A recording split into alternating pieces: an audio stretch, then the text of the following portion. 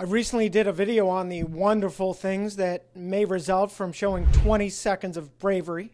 Check it out. And a great example recently is I was playing pickleball a little over a month ago with my usual neighbor, who's decent, but I beat him every time.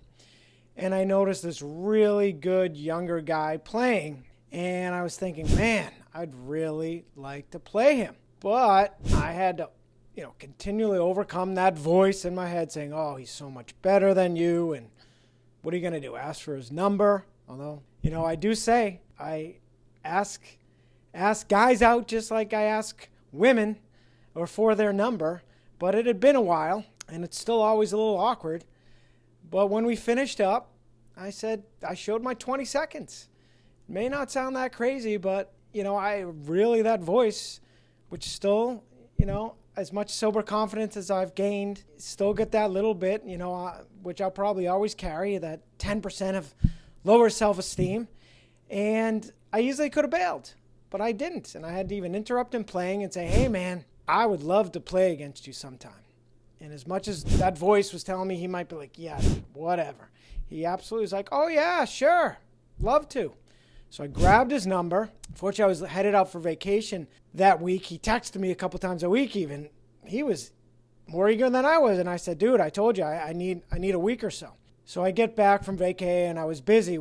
By the time I finally texted him, it didn't go through. Tried a few times. I finally tried calling, disconnect him. Like, you got to be kidding me. I knew he didn't live in my complex has courts, but I knew he didn't live in my complex, but nearby. Well, so luckily, about a week ago, I ran into him, said he got a new phone, didn't have it on him. So I said, well, here, didn't even remember his number because it was new. And, there was even that little part of me thought, is that just a line? Does he not want to play with me?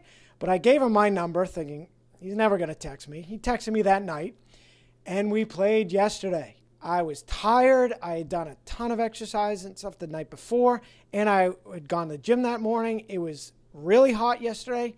I told him, hey, let's play for maybe an hour max. We played for an hour and a half. He beat me every time, but I scored way more points than I anticipated, including our last game. I think, actually, our second to last game, I think he only won by 2. I even had a lead. I think I was up 9-8, and he ended up winning 11-9. And then the very last game was kind of funny. I purposely was trying to swing for the fences, just make it quick, to the point that he pickled me, I think they call it, 11-zip. But I said, hey, let's play until I get a point, which was great. And it only took a little while longer. I think he ended up with 13 or so before I did score a point. So it was great. I said, man, you should do that all the time with people. He said, well, most people, they're too competitive or they'd feel like losers or whatever. So not me. I was happy to. I wouldn't care. I even joked that I'd set a limit going to 50 if I didn't get a point. Anyway, point is, if I'd never shown that 20 seconds of bravery and get his number, and it was such a great time playing, to the point he texted me after and said, holy hell, that was a badass workout, man. We should do that all the time. And I loved it. I mean, and I carried that with me. That was at 1 p.m. I carried that dopamine hit with me for the rest of the day. It was that great feeling you have after you maybe see an uplifting movie or maybe have a great date or something like that. It was just tremendous. Oh, and by the way, I happen to mention, as I so often do when I recover out loud, that, I'm an alcoholic. I think it was because I was drinking coffee while I was playing as well as water. And I told him that's why. And he mentioned he'd recently gotten a DUI and struggled a bit with it himself. So I'm not looking to take him under my wing. I think he's in his mid-20s. And I'm going to take him under my wing. And this guy has so much passion for pickleball. I said, how'd you get so good? He just said, YouTube.